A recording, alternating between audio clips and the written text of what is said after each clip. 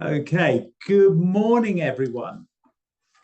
My name's Eddie Rich. I'm the CEO of the International Hydropower Association, and happy Global Hydropower Day. What a day. Already a whole load of activities from all around the world going on. We've seen a lot coming in from Australia, from across Asia, and now Europe also starting to come in with a whole set of activities and posts and videos and so on. So thank you all for being part of it. This is the day where we celebrate the sector, be proud of ourselves, speak with one voice, make sure that that we are no longer the forgotten giant. And so we're going to kick off with a video, short video, just to get that message across. So if you bear with us, let's show the video. Happy Global Hydropower Day. 全球水电日快乐 Selamat Hari Hydropower Sedunia. En fantastisk verdens vannkraftdag til alle. Feliz Dia Mundial da Hidroeletricidade. नमस्ते विश्व जलविद्युत दिवस 2081 साल को सबैमा हार्दिक मंगलमय शुभकामना। आने वाले 11 अक्टूबर को ग्लोबल हाइड्रो पावर डे की सबको बहुत बहुत शुभकामनाएं। हाइड्रो पावर हमारी जिंदगी है, लेट्स सेलिब्रेट इट। Поздравляю с Днем гидроэнергетики. शुभ विश्व जलविद्युत दिवस। Joyeux Journée mondiale de l'hydroélectricité. روزی بین المللی هیدروانرژیتیکا مبارک باشد. Feliz Día Mundial de la Hidroelectricidad.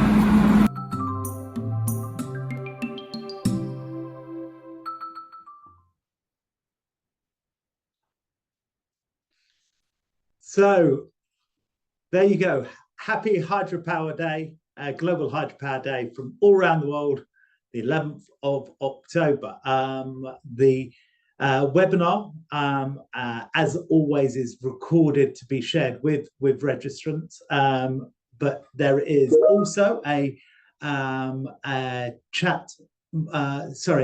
Q&A box at the bottom of your screen, and if you want to ask any questions, make any statements, wish everybody a happy Global Hydropower Day, that's the place to do it. And if there's time at the end of this webinar, then we'll pick up a few of the questions from there and have a conversation around that.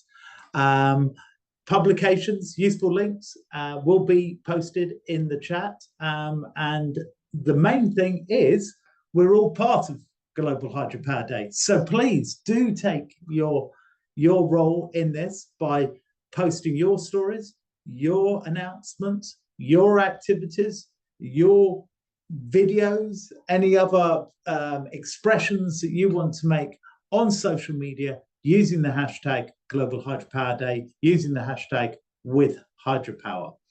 It is a day for sharing our activities and talking about the sector. And that's what we're going to do for the next 60 minutes. And we're going to hear stories from all around the world, from Southeast Asia, from Africa, from North America, and from Europe.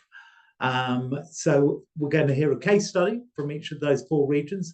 I should add, this afternoon, if you're on our time zone here, we will be having a session with South America. So if you can join that, that would also be a great opportunity to hear about some case studies from there. So I'm going to pass over to the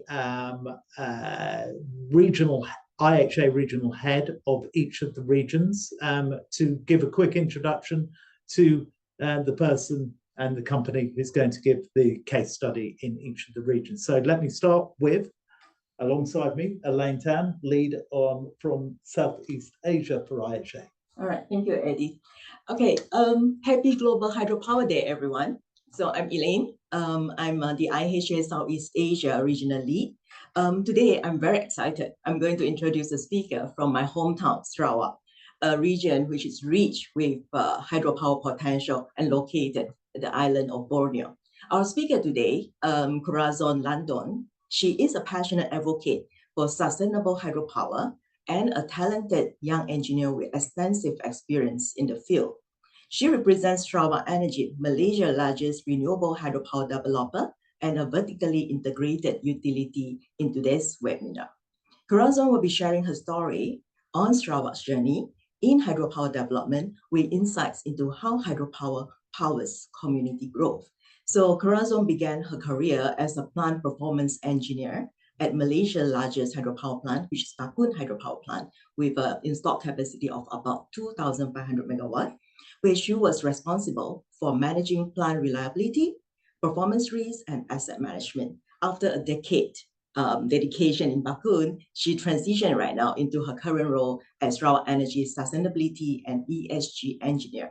In this capacity, she ensures that ESG principles are deeply integrated into all stages of hydropower projects, aligning them with the organizational broader sustainability goals. So Corazon is a very good example of a woman thriving in what is traditionally a male-dominated industry. So now let's listen to her story. Corazon, over to you. Okay, thank you, Elaine. Hi, everyone. I'm so excited to be here today. My name is Corazon Landon. I'm a sustainability and ESG engineer at Sarawak Energy, located in the Malaysian state, Sarawak on the island of Borneo, representing Southeast Asian member of ICOLD. So I'm passionate about advancing sustainability agenda, especially in sustainable hydropower. And I'm looking forward to share my story today in hydropower. So a little bit of background on my company, Sarawak Energy. We are vertically integrated power utility and energy development company and Malaysia's largest renewable energy developer. The vision is to achieve sustainable growth and prosperity for Sarawak by meeting region need for reliable and renewable energy. So currently, Sarawak Energy is wholly owned by Sarawak government, established in 1921 and has been operating for more than a century. So we are really passionate in advancing renewable hydropower. And currently, we have 3 operating hydropower plants, namely Batang Air, Bakun, Murum, and one upcoming project that is Baleh. So all hydropower facility operated by Sarawak Energy are guided by International Commission on Large Dam, ICOLD, and also Hydropower Sustainability Standard, HSS. So we pledge to San Jose Declaration and moving forward that the only acceptable hydropower is a sustainable hydropower. So to me, a sustainable hydropower is a project that addresses all aspects of social, environment, technical, and economic sustainability throughout the project lifecycle. It is about creating a project that are resilient, adaptable to climate change, and are designed with long-term viability in mind, ensuring that the energy that we harness today doesn't come at the expense of tomorrow. So it is actually about creating a better future for our children and also our planet. Okay, so I have been working in Bakun hydropower plant for the past 9 years as a plant performance engineer and just recently transitioned into sustainability and ESG engineer as mentioned by Elaine earlier. So working as a female engineer at largest hydropower plant in Southeast Asia is actually one of my greatest life achievement.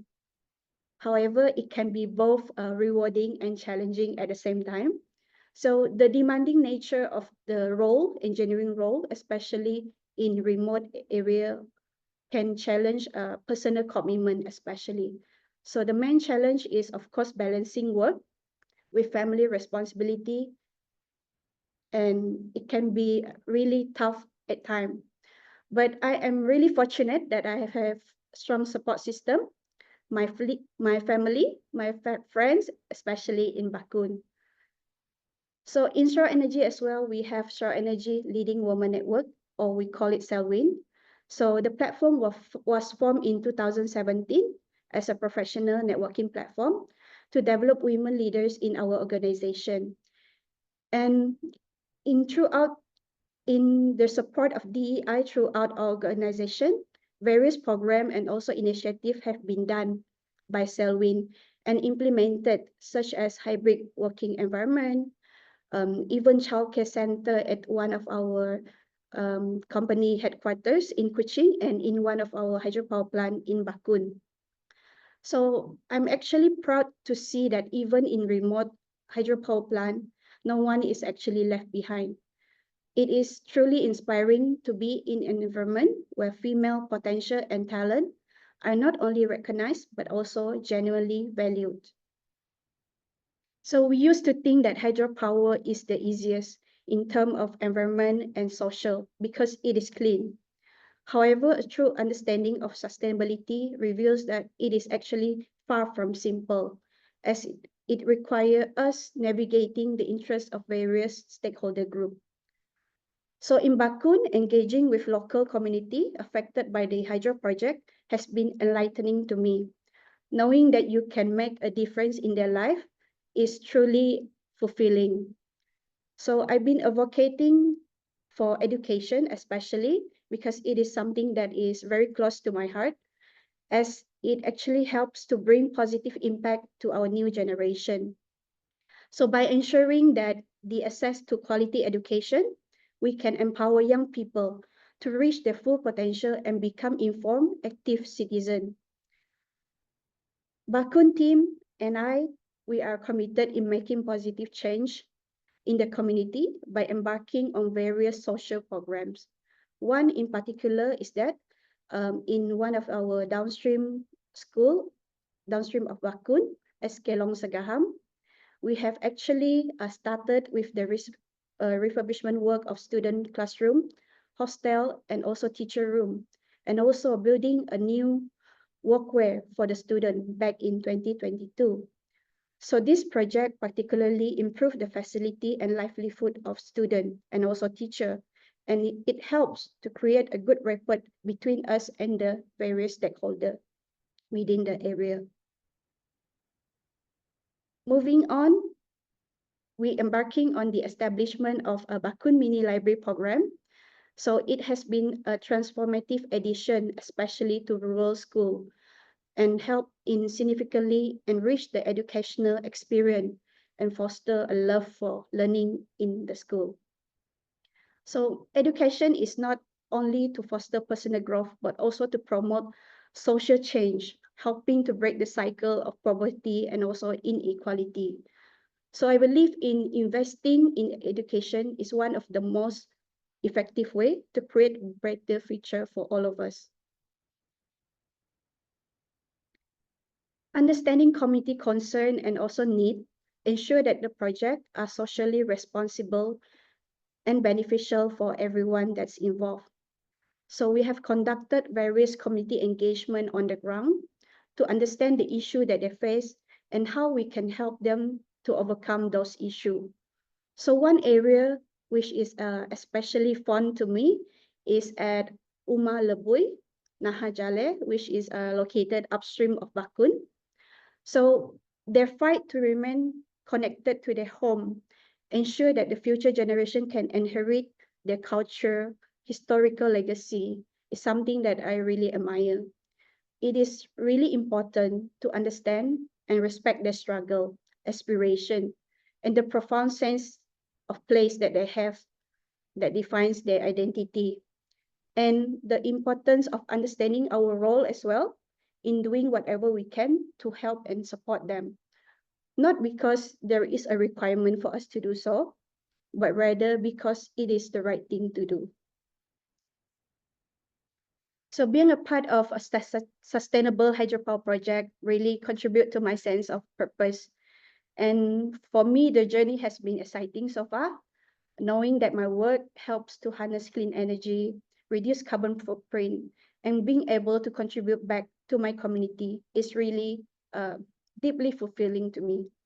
So I hope with this, it can inspire more people, more young engineers, and prove that broader impact that engineers can have beyond our technical role, contributing to the community and also development of the community. It is actually a wonderful way to combine your professional skill with a passion to make a difference. We can with hydropower. So you too can with hydropower. Selamat Hari Tenaga Hydro Sedunia from Bakun. Thank you. Over to you, Eddie. Thank you, Corazon. That's wonderful. Very inspiring. Look, I've been to Sarawak a couple of times, and I have to say, you know, here we're talking about a company operating these big plants, developing big plants like Bakung Muram, which both have open offices today to celebrate Global Hydropower Day. They are in Borneo, you know, a country which is like at least 2/3 rainforest and protected area.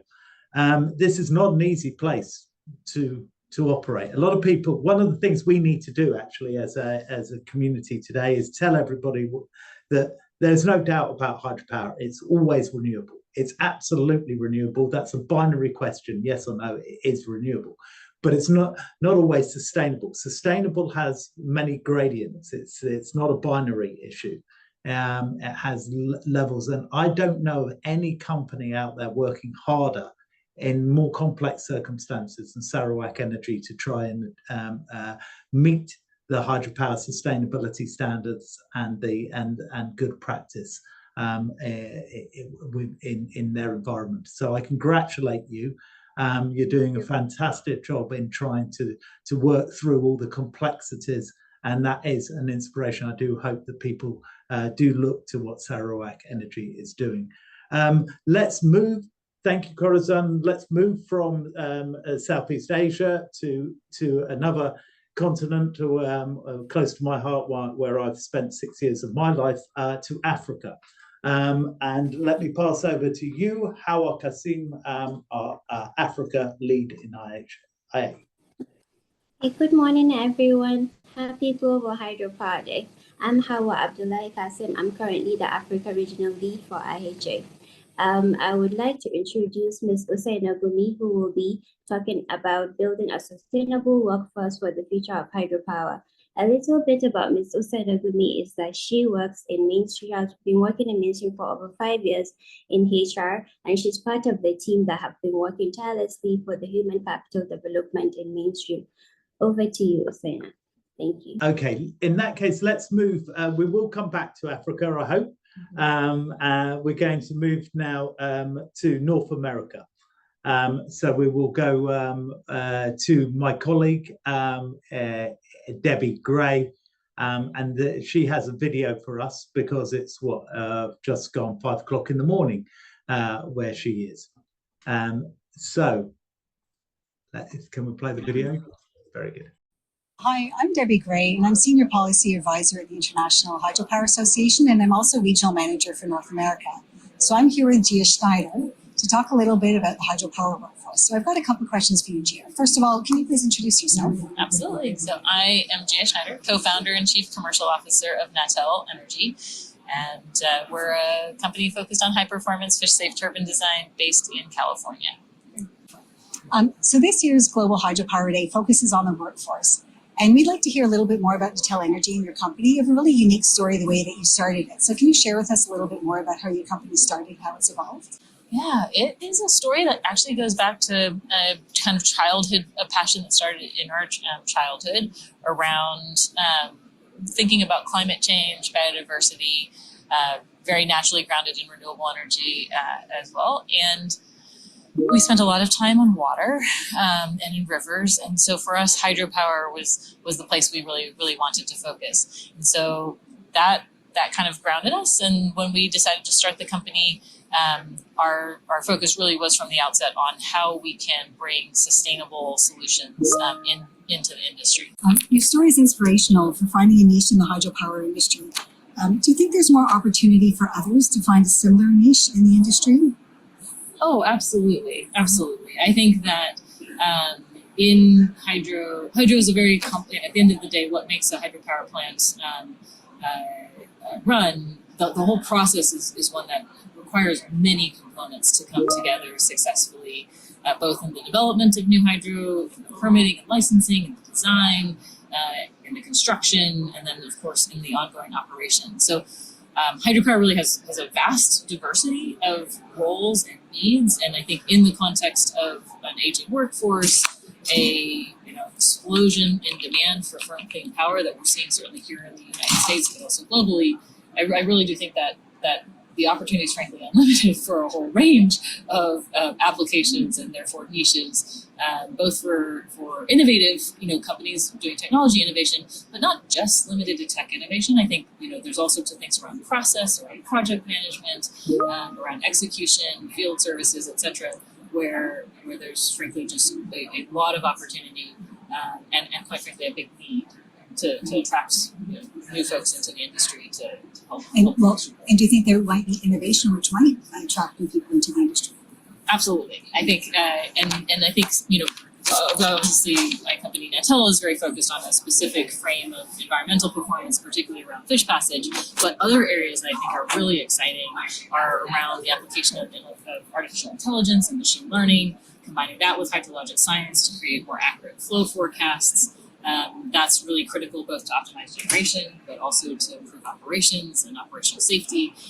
There's new materials for bearings. There's a whole range of opportunity for innovation to then spark new entrants to come into the space. Okay. On this webinar, we have representation from around the world. What is one thing from your region that you're particularly proud of? Yeah, I think I can actually give maybe a couple different examples. I think within our company specifically, as it relates to workforce, we have had a real, we absolutely leverage, frankly, our and focus a lot on magnifying our efforts with respect to sustainability. We think that actually is something, highlighting that is something that really helps us recruit and attract talented young folks coming out of school.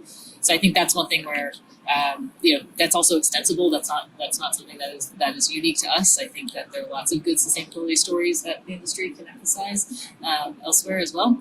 And then another example that's a little bit more broad in North America, particularly in the US, would be actually within NHA. Just over the last year, there's been a big push to launch a learning session or a learning course formally, to be able to have a forum that provides a directed curriculum to entrants, to new people coming into the hydropower industry, to give them a solid grounding in the industry itself. And I think that example that NHA has spearheaded is a really, I'm really excited. Like it took some while to put it together, and now we're rolling it out, and really excited to see that turn into real results.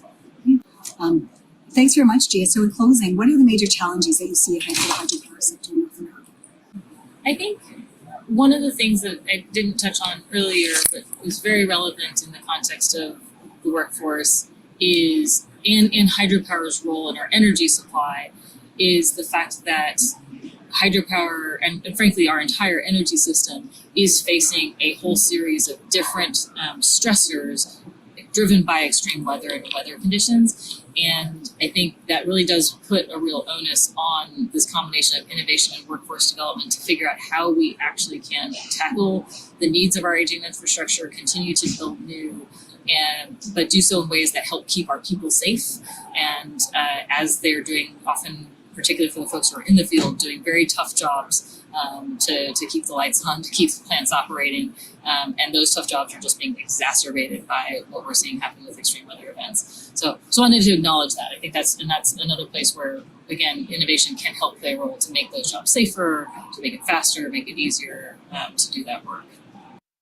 Thank you so much. And I think it's a really interesting set of issues that are happening in North America. We are seeing a bit of a renaissance in hydropower, which was very dominant in the 70s and 80s, but is coming back. And it was built then as a base load, and now it's coming back very much as a support to wind and solar. And I think we will see a lot of modernization of those plants. We're beginning to see a lot more investment in that, particularly under the Inflation Reduction Act. But also, we're beginning to see a huge pipeline of projects on pumped storage, again, to back up increased solar and wind power coming in through the continent. And Gia from Natel, she talked a lot about innovation. So this is a moment to remind us that we're not just clean and green, we are modern as an industry. There are innovations going on, digitalization, automation, hybridization going on everywhere, which is a good segue for us to turn to Europe. I will come back to Africa, but I think whilst we are talking so much on innovation, it's appropriate to turn to my colleague Matteo Bianciotto from IHA to introduce the European case study. So, Matteo. Hello, thank you, Eddie. Perfect introduction, I would say. So first of all, my name is Matteo Bianciotto.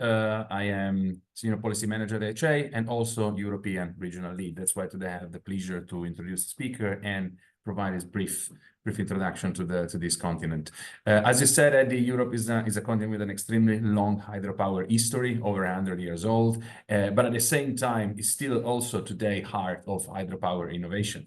That's why today we have asked Emeritus Professor Anton Schleiss from EPFL to join us. Professor Schleiss, he has more than 40 years of experience, and he is regularly involved as a consultant and expert in large infrastructure project development, including hydropower plants and dams all over the world.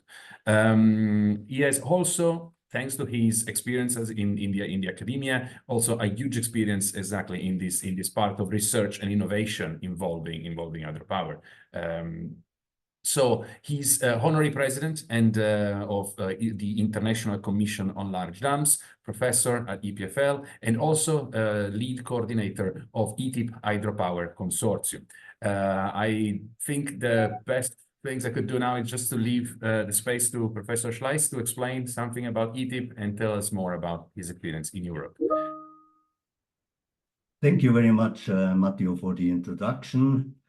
Glücklicher Welt Wasserkrafttag. I just add here the German version of the trailer which we have seen at the beginning. I just try to start my screen. Okay. So I'm happy to contribute to this Happy World Hydropower Day. I'm looking out of the window. At the beginning it was sunny, so now it started to rain. So the day is much more happier now for hydropower, at least in Switzerland where I'm located. So we have here rain, which is always good for hydropower. So ETIP Hydropower, what is ETIP? ETIP is a European Technology Innovation Platform. And in principle, a lot of renewable energy have such a platform like wind and solar, but hydropower didn't have such a platform. And we worked hard during 3 years to get a platform also for hydropower, which should give in principle support to the European Commission for the energy transition. So now hydropower is also recognized in a way as an important contribution to this energy transition, what everybody knew since a long time. So one event was, of course, the unlucky war in the Ukraine, which really revealed how important and vital the role of hydropower is in Europe to ensure a safe and supply of electricity.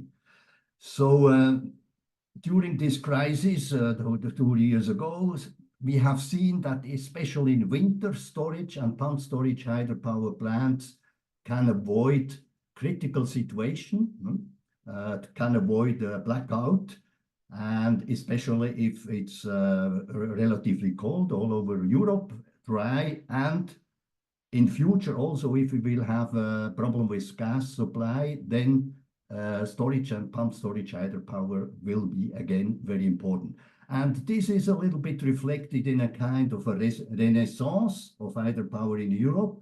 Just now at the moment are about 9,000 to 1,200 megawatt installed capacity under planning. A lot of people are saying hydropower has no potential for future in Europe. Okay, sometimes when we see this graph, which is capacity under construction, we see that after 2011-12, there was the event of Fukushima, which triggered a lot of hydropower.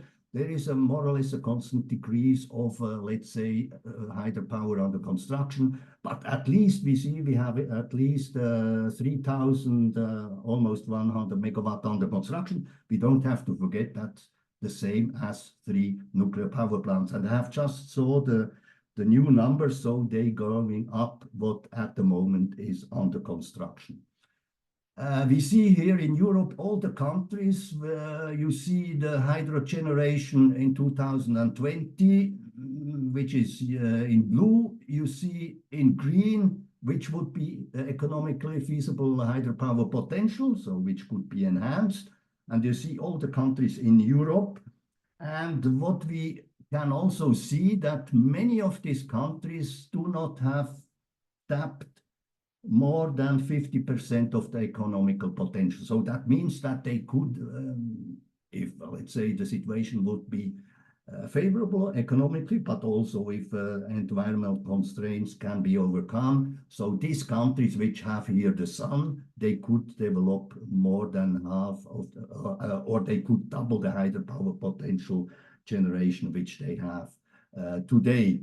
And what is also very important, many countries depend a lot on hydropower production in view of electricity supply.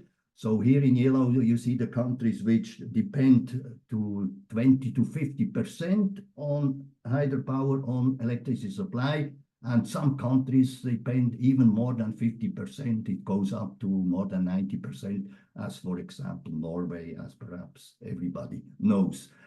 So, as said, we succeeded to establish a European innovation platform for hydropower. That is, in principle, was the success of a European project which was called European Forum Hydropower, or Hydropower Europe. And during that project 3 years ago, we developed 2 very important documents, which is a research and innovation agenda, which gives recommendation to European Commission how hydropower should be developed in future. So we have defined 18 research themes with about 80 topics. And then we have a second document, which is the strategic industry roadmap, which shows which step to new hydro deployment has to be taken from a strategic point of view. So we defined 11 strategic direction and 40 detailed actions. So based on that, I think we have a good basis to go forward with that European technology innovation platform for hydropower, which is a project which started a little bit more than 1.5 years ago. So you see the project partners, we have all the important associations which are, let's say, involved in energy in general, but also in hydropower in particular. Of course, we have ICOLD, where I'm, as Matteo said, I was honorary president of ICOLD, but we have also the Association of European Renewable Energy, the Association for Storage of Energy. We have the Association for Small European Renewable Energy Federation, which is fighting mainly for small energy. Then we have also VGB, which is on the supplier side, and then we have for communication to companies, Amouy France and Savala. So ETIP hydropower, the purpose is, in principle, we will enhance and disseminate the research and innovation agenda and the strategic industry roadmap, taking into consideration the future needs of the sector and also the research and innovation targets and the emergency policy priority. Furthermore, we will consolidate the network which we created during the Hydropower Forum. And today we have a network of more than 900 stakeholders. And we will, in the next year, go over with that network into a sustainable organization, which will help then to unify the voices of hydropower in Europe. Slide. So this is a little bit illustrated with this anchor. So this ETIP hydropower should be the anchor for a lot of hydropower sector initiative by other associations. So this we will, and we already started to help unify the hydropower sector in Europe, presenting a single voice on key issues, mainly towards policy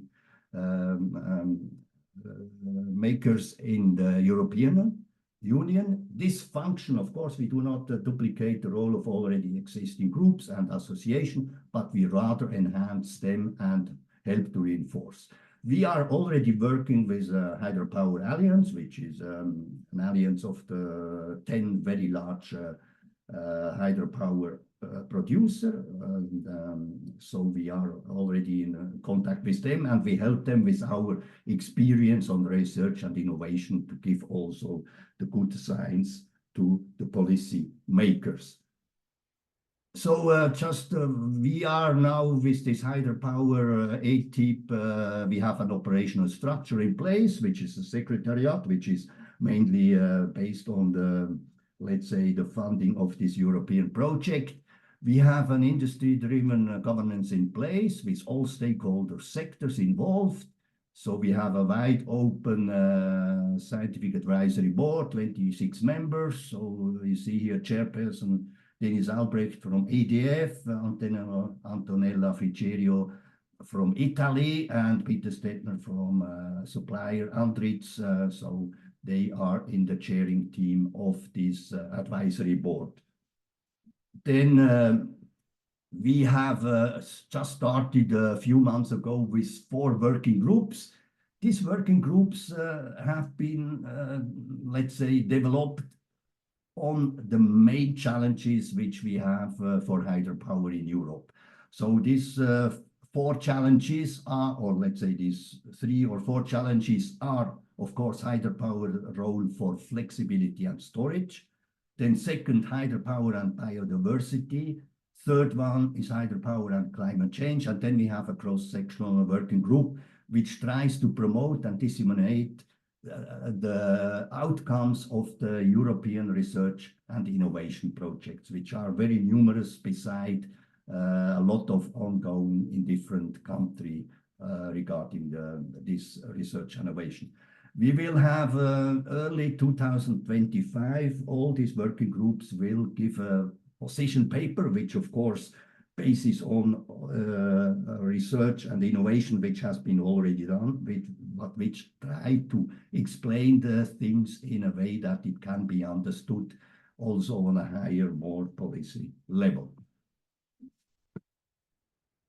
So I'm almost at the end. So if somebody is interested, please go on the website, ETIP Hydropower EU. We have also links in social media. And to get the most recent information on what is ongoing regarding research and innovation, but also regarding, let's say, public awareness, bringing up that to policymaker, you can also go on the website and register under our consultation platform. Actually, we have more than 100 consultees which are registered. So that's in principle the end. So I just want to say, beside this happy Global Hydropower Day today, we have a third Bristol Hydropower Day, which is more oriented to give information on technical development and innovation, and also give some advice on policy for the policy-making European Commission. So this will be on April 8, 2025. And just to end, I was very happy to see Baku and Murum, because when I was working in an engineering company in 90, I was negotiating a contract together with a contractor for Baku. Unfortunately, we lost, so this is sometimes the game. But luckily, we were involved in the early design of Morun, hydropower plants. So I was very happy to see these hydropower plants very successfully now in the world, and also in a sensible, let's say, environment. This is a very good example for sustainable hydropower. So thank you very much. Thanks, Anton. Thank you. And that's one of the reasons we bring people together, is to take pride in what we see around the world. Look, thank you, Anton. What ETIP is doing is it's like the brains of the process in the European context. But actually, part of our role, if you guys, and we're part of it, are the brains, bringing all the brains together. We're the mouthpiece and trying to get that out, and we're also trying to be the arms to bring people in from other continents, because actually what you have developed as research in Europe is very relevant for other countries. We saw this in the recommendations coming out from Ecole Hydro. We're seeing it coming out from so many of the policy recommendations produced by ETIP. I also want to alert people to the fact that whether you're European or not, you can join the ETIP working group, I believe. And that's for everybody who's active in the industry. And so this is a way to contribute to some of the issues that Anton was talking about on research and innovation priorities, and looking at the value of hydropower. So thank you very much, Eddie, raising that. We have already about 20% registered in the consultation platform following us outside of Europe. So that's good, but we are happy. Very good. Okay, well, there we go. That's a message for everyone. If you're interested in joining the working group, there are so many lessons coming out from Europe that's relevant around the world, which takes us back to Africa. And Hussaina, I hope now we can hear you. Do you want to just test that out? Yes, hi Eddie. I hope you can hear me now. Okay. Lovely to hear from you, Okay, Hussaina. So I'll pass over to you straight away. Thank you. Okay. Thank you very much, and good morning, everyone, and happy Global Hydropower Day.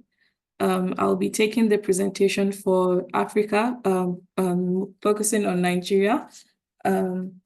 So a little bit about myself. My name is Hussaina Gummi. I work in the HR department of Mainstream Energy Solutions Limited.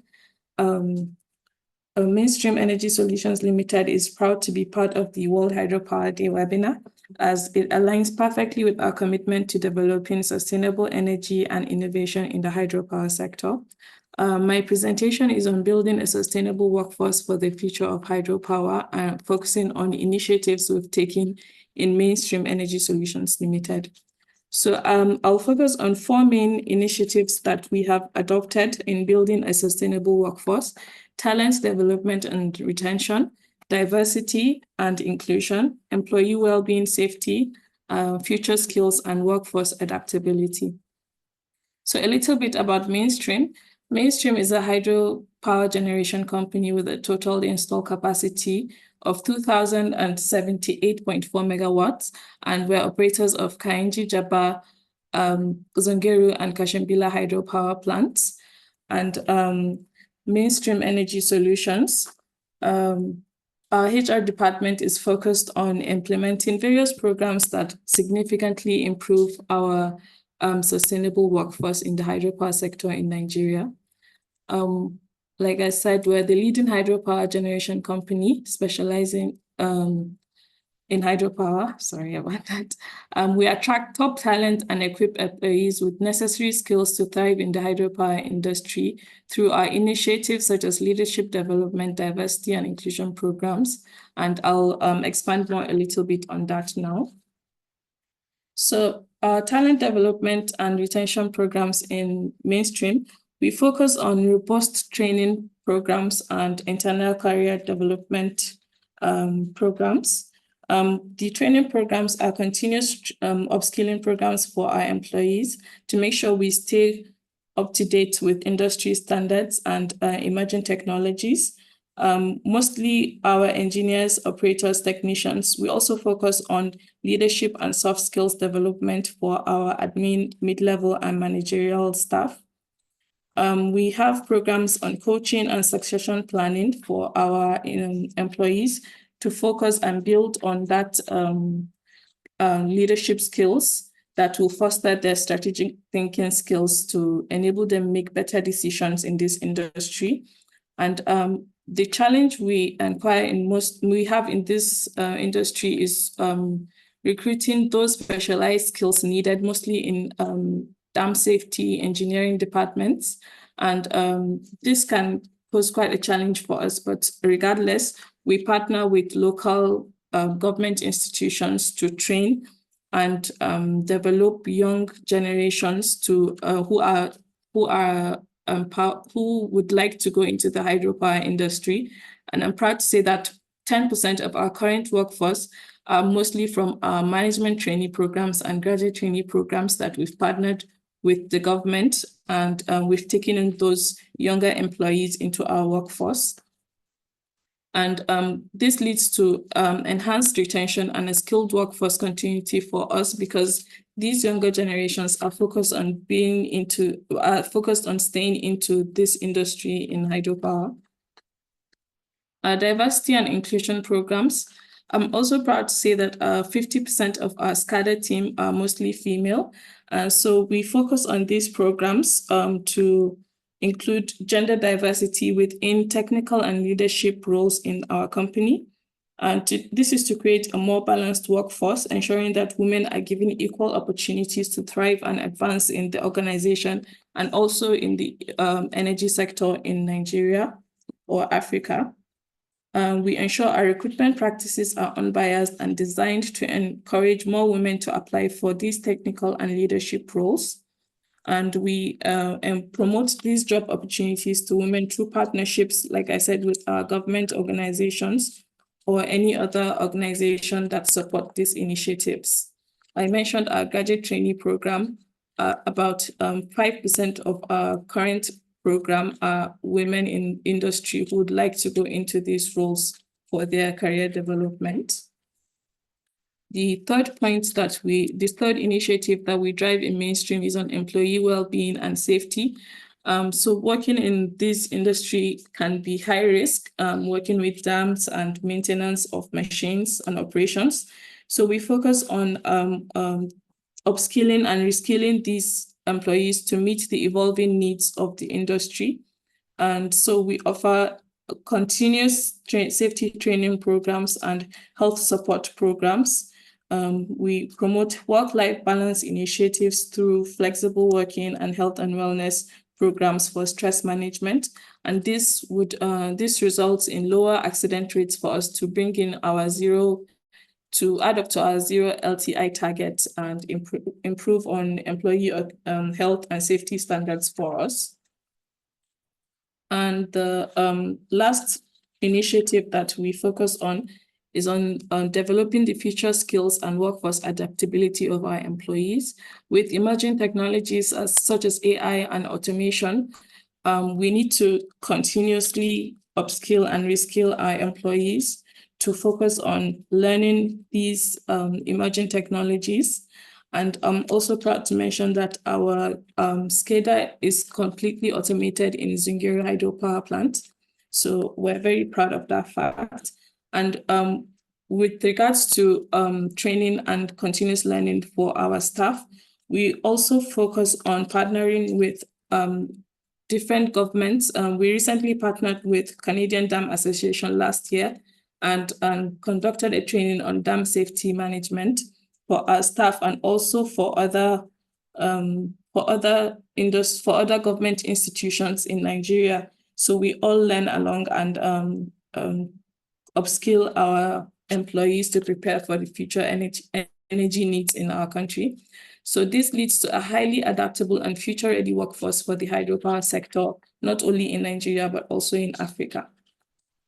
So I think I've touched on these 4 initiatives, and I've, I think, covered a little bit of some of our initiatives that we use in mainstream. to build a sustainable workforce. And I would also like to point out that investing in the people for the future of hydropower is really the way forward for us. And we in HR department in mainstream are also integrating different various green sustainable initiatives to improve on these workforce strategies. And yes, I think I've covered everything. So thank you everyone for listening in. Eddie, over to you. Thank you, Hussaina. That's terrific. I mean, many of us were down in Abuja for the Hydropower Africa meeting back in, when was it? May, I think, or April. Yes, and it was. And of course, we were working very closely with Mainstream, and met the board and met many of the team there. And I can definitely vouch for what you're saying, that this is that last photo sort of sums it up. It's a young, progressive environment. It feels like this is the future generation providing future energy, and it's a good inspiration, I think, for many of us in different environments as we make the sector more modern, more young, more available to the progressive voices. Thank you very much, Hussaina. We have some questions coming in. We've got about 6 minutes left, so won't have time for many questions. We'll try and follow up with some of them outside this meeting. Do keep them coming in. We've got a question here about weighing up the benefits of joining IHA and ETIP. We would quickly obviously say that it's not an either or, but I'll turn to Matteo to perhaps explain the complementarities. Absolutely. Thank you, Eddie, and very good question. Maybe also we'll leave some space to Anton after to reinforce my message. But I believe that these are two different bodies. From one side, we have ETIP, which is a structure organized by the European Commissioner to gather all the experts and the voices and the contribution, harmonize the research and innovation from a technological perspective.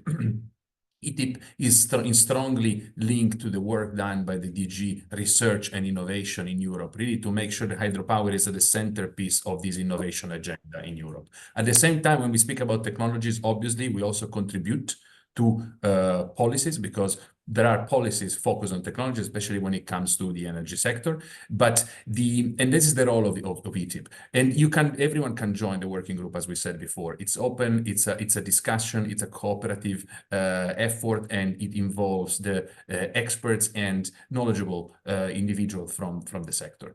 On the other side, we have IHA, which is a non-profit global organization, the voice of sustainable hydropower, designed to represent sustainable hydropower vis-a-vis international institutions, and also, obviously, more regional one, as could be the European Commission. But the goal of IHA is really to promote this sustainable hydropower, send positive messages, and gather the voice from a policy perspective and advocacy perspective.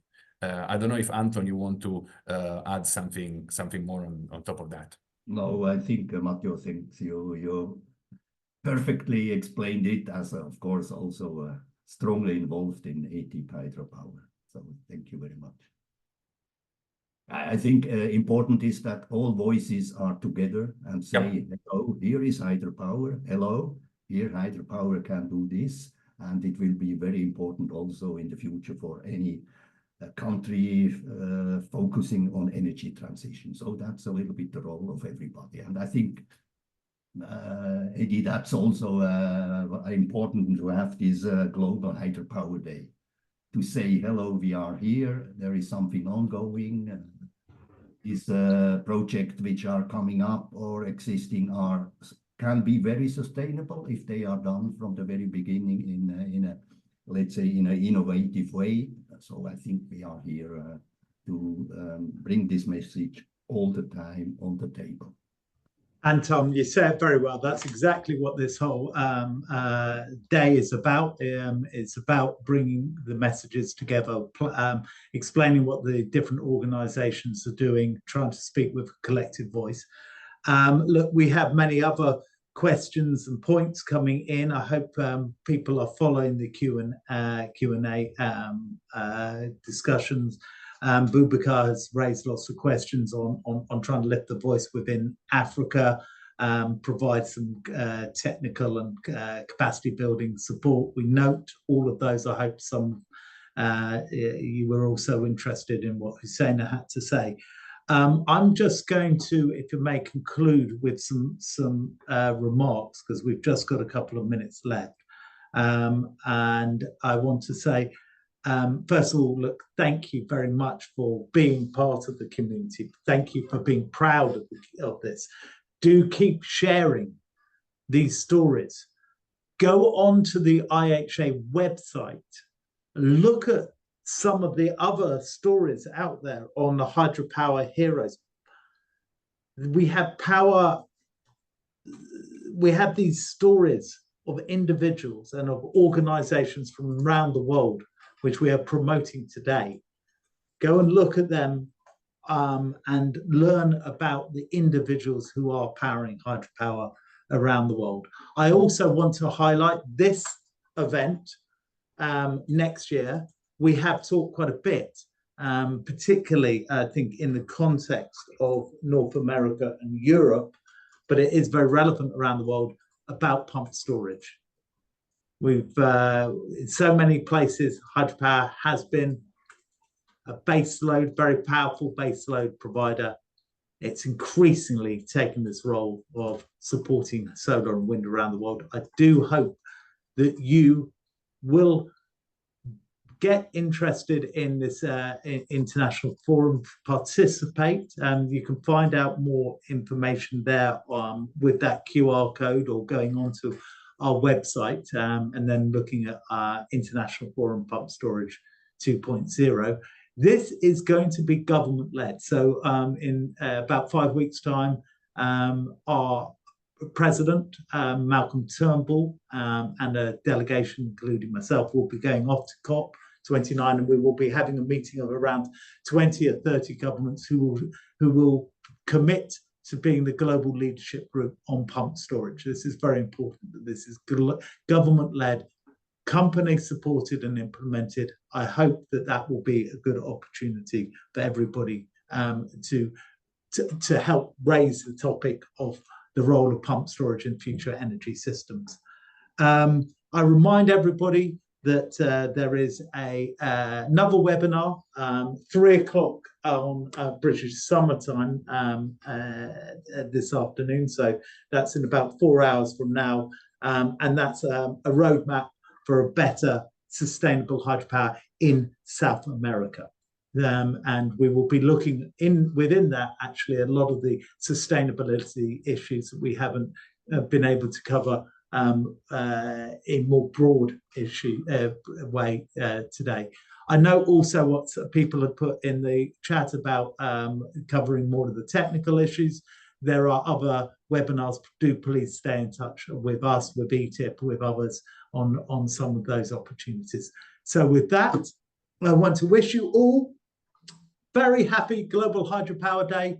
Keep sharing, keep posting, keep speaking loudly and lifting the voice of sustainable hydropower. Thank you very much, everyone. Good night.